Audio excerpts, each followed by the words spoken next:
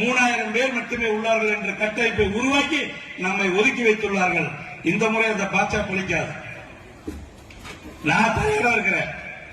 அண்ணாச்சி சொன்னா அதே போல நம்முடைய முப்பாட்டன் குணால நாடார் அவர்களுக்காக கடந்த 5 ஆண்டு காலமாக நாடார் மகாஜன சங்கமாகட்டும், எங்களது நாடார் மக்கள் முன்னேற்ற சங்கமாகட்டும், வீர வணக்க தமிழகமே திரும்பி பார்க்கும் அளவிற்கு அந்த விழாவை எடுத்து கிட்டத்தட்ட 25,000 பேர் வந்து அந்த விழாவிலே நம்முடைய குணாநலருக்கு அஞ்சலி செலுத்தினார்கள்.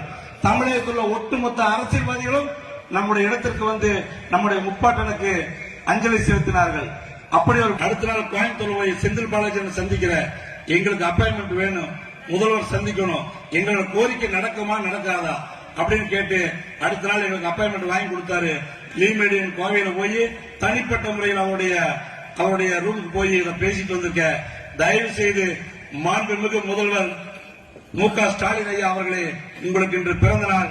எங்கள் சார்பாக பிறந்த நாள் வாழ்த்துக்களை தெரிவித்துக் கொள்கின்றோம். இந்த பிறந்த நாளில் நீங்கள் ஒரு முடிவெடுத்து எங்களுடைய கொங்கு மண்டலத்தின் ஒட்டுமொத்த நாடார்களின் முதல் தேவை குணால நாடாருக்கு மணிமண்டபம் அமைத்து அரசு விழாவாக அறிவிக்க வேண்டும். அதை இந்த ஒரு வார காலத்திற்கு நீங்கள் அறிவிக்க வேண்டும் என்று கேட்டுக்கொள்கின்றேன்.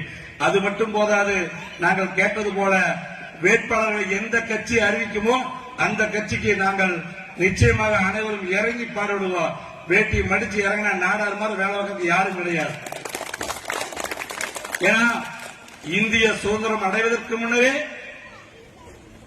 பாடசாலையை உருவாக்கி கல்வியை கற்றுக் கொடுத்தவர்கள் நாடார் சமுதாயம். இந்திய சுதந்திரம் அடைவதற்கு முன்னே வங்கியை உருவாக்கி பண மேலாண்மையை கற்றுக் கொடுத்தவர்கள் நாடார் சமுதாயம். இந்திய சுதந்திரம் அடைவதற்கு முன்னே கடல் கடந்து சென்று தொழில் புரட்சியை ஏற்படுத்தியவர் நம்முடைய நாடார் சமுதாயம். அப்போ அன்றைய காலகட்டத்தில் சேர சோழ பாண்டியர் காலத்திலேயே இந்த நாட்டை ஆண்டவர்கள் நாடார் சமுதாயம். இப்படிப்பட்ட பெருமை மிகு நாடார் சமுதாயம் நாம். நீங்க எல்லாம் வந்து இன்னும் புரிஞ்சுக்க மாட்டேங்கிறீங்க. நாடார் வெளியே சொல்றதுக்கு வெட்கப்படுறீங்க. நாடார் உங்க பேருக்கு பின்னால பேரை போடுங்க, புரியுதா? கொங்குங்கிற வார்த்தை நம்ம அனைவருக்கும் சொந்தம். அதனால வந்து உடனே கொங்குனா தமிழ பிரிவுக்குள்ள போயிடாதீங்க. தயவு செய்து நாடார்னா ஒரே நாடார் தான். இதுல வந்து கொங்கு நாடார், மருத நாடார், நாட்டு நாடார், கிராமின் நாடார், மூப்பரு, சாணாறு, தென் மாவட்ட நாடாரு, மேற்கு மாவட்ட நாடாரு, கிறிஸ்டின் நாடாரு, இந்து நாடார் அப்படின்னு தயவுசெய்து பிரிக்காதீங்க. நம்மளை பிரித்தாலும் சூழ்ச்சியில் நம்மளாம் சிக்கிக் கொண்டிருக்கின்றோம். சிலந்தி வலையில் சிக்கிக் கொண்ட சிலந்தியை போல நாம் சிக்கி இருக்கிறோம். இதெல்லாம் மறந்துருங்க.